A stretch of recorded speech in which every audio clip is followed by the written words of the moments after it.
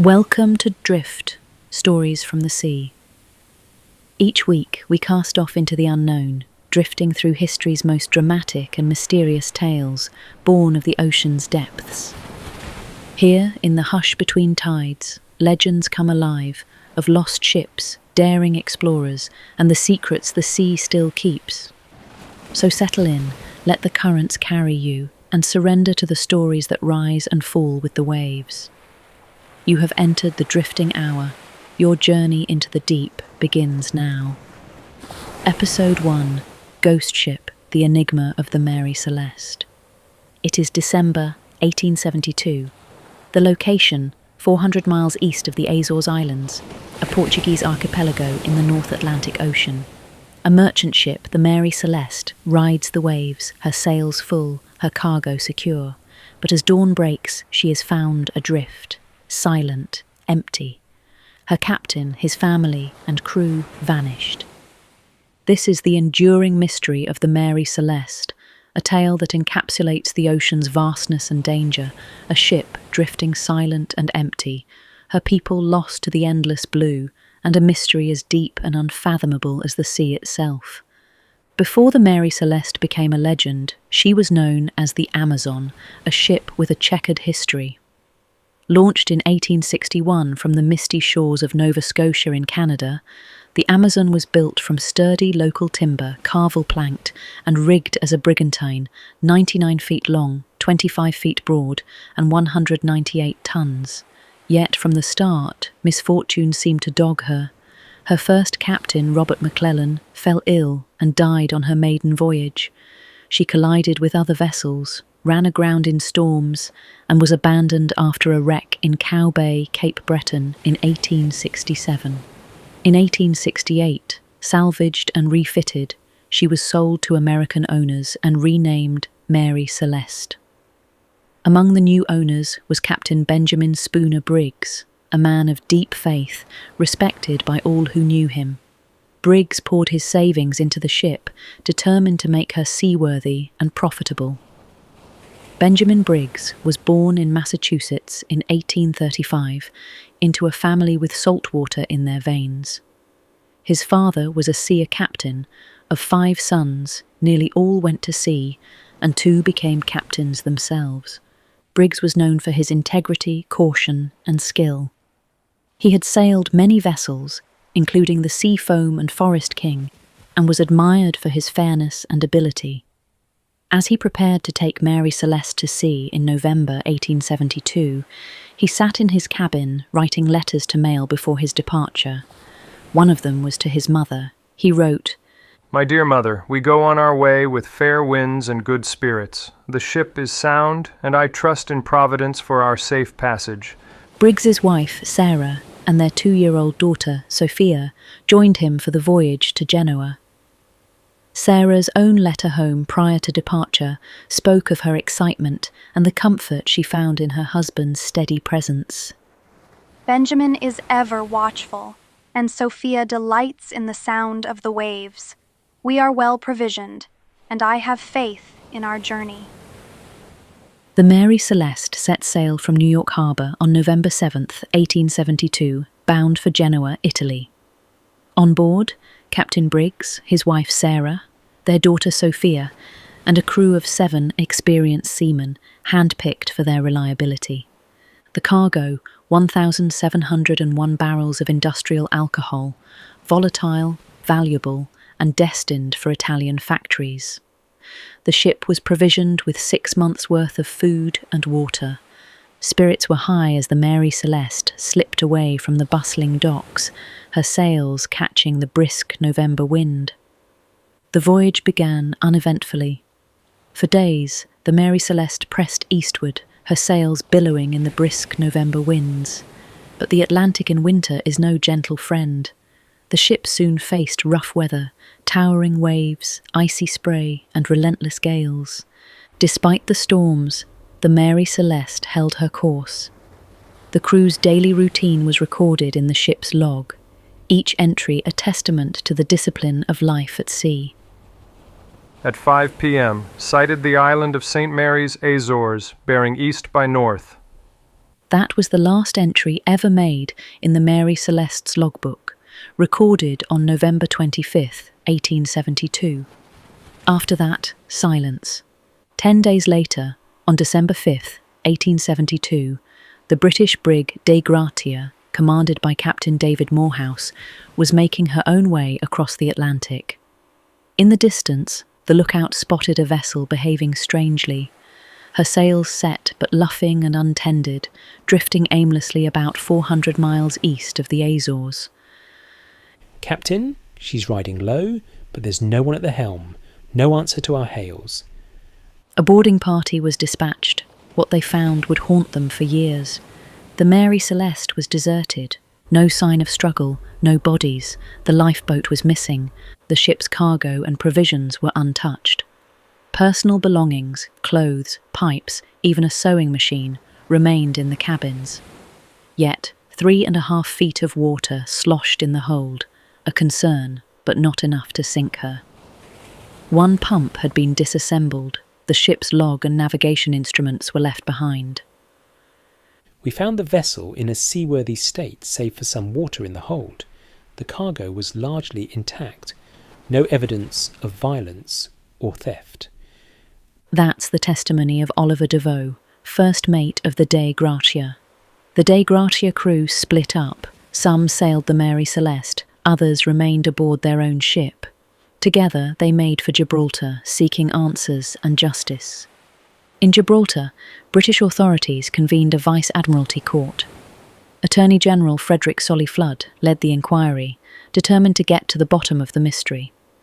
Suspicion fell first on the Dei Gratia crew. Had they murdered the Mary Celeste's people and stolen the ship? But the facts did not fit.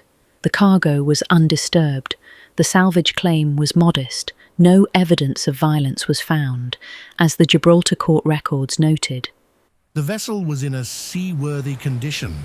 The cargo, save for 9 leaky barrels, was intact. There is no evidence of violence or theft. The court spent 3 months sifting through evidence. Every detail was examined: the weather, the cargo, the backgrounds of the crew. In the end, the Dei Gratia men were exonerated, but the authorities remained uneasy. The crew received only a fraction of the salvage money. Official suspicion lingered, even as the mystery deepened. In the absence of evidence, theories abounded, some plausible, some wild. Some believed the crew had mutinied, perhaps over the valuable cargo. Others whispered of pirates, or even sea monsters. The more imaginative suggested a sudden waterspout had swept all hands away. But the facts resisted these tales. The cargo was undisturbed. There was no sign of violence. Was it mutiny? Some theorized that the crew, perhaps drunk on the industrial alcohol, turned on their captain and his family. Yet the alcohol was denatured, poisonous to drink. The crew's personal effects were left undisturbed, and there was no sign of a struggle. Could pirates have attacked? The Atlantic, though dangerous, was not rife with piracy in 1872. And why would pirates leave behind a valuable cargo and a seaworthy ship? Suspicion lingered over Captain Morehouse and his crew, but their own logs and testimony withstood scrutiny. The fact remained that they stood to gain little from such a crime. One theory, still discussed today, centres on the cargo itself. 9 barrels made of red oak were found empty. Red oak is more porous than white oak, prone to leaking. Could fumes from the alcohol have built up in the hold, causing the crew to fear an explosion? Perhaps in panic, Captain Briggs ordered everyone into the lifeboat, intending to return once the danger passed. But the Atlantic is unforgiving. A sudden squall, and the lifeboat with all aboard could have been lost forever. Another theory holds that faulty navigation equipment and a coal dust-clogged water pump led Briggs to believe the ship was sinking. The sounding rod, a tool for measuring water in the hold, was found on deck, suggesting the captain was monitoring the situation closely. Some suggested a waterspout, a tornado at sea, might have swept the crew overboard. Others imagined a rogue wave crashing onto the deck, washing everyone away. But there was no damage consistent with such a disaster. Victorian imaginations ran wild. Sea monsters, giant squids, and ghostly visitations filled the pages of newspapers and penny dreadfuls. Arthur Conan Doyle's 1884 short story, J. Habakkuk Jeffson's Statement, fictionalized the case, adding to the legend. Let us imagine the Mary Celeste's final hours as darkness falls over the Atlantic. Mr. Richardson, check the pumps again. I want a report on the hold. 3.5 feet, sir. No more, but the pump's not drawing well. Mummy, is the water in the ship? Hush now, Sophia, my darling. Papa will keep us safe. Perhaps the smell of alcohol fumes was growing. Perhaps the sound of water sloshing in the hold was louder than before. Briggs, cautious and responsible, weighed his options. If there's danger, we must be ready. Prepare the lifeboat. We'll ride out the night and return at first light. A lifeboat lowered into the churning sea. 10 souls, men, woman and child, clinging to hope. But the Atlantic is vast and merciless. A sudden squall, a snapped rope, and the lifeboat is lost to the darkness. The Mary Celeste was eventually sold at auction. She continued to sail for 13 more years, but her name was forever tainted by tragedy. Her story was sensationalized by writers, most famously by Arthur Conan Doyle, whose fictionalized account only deepened the myth and spread it worldwide. But many stories, novels and films have centered around this enduring maritime mystery. The ship changed hands several times, suffering mishaps and misfortune. In 1885, she was deliberately wrecked off the coast of Haiti in an attempted insurance scam, her final ignominy.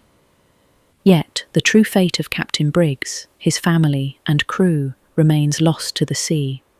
The Mary Celeste sails on in the imagination, her decks forever empty, her mystery unsolved.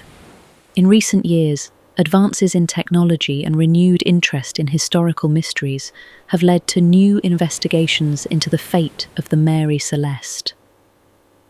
Researchers have re-examined the ship's logs, cargo manifests, and weather patterns, attempting to piece together what might have happened during those fateful days in November 1872.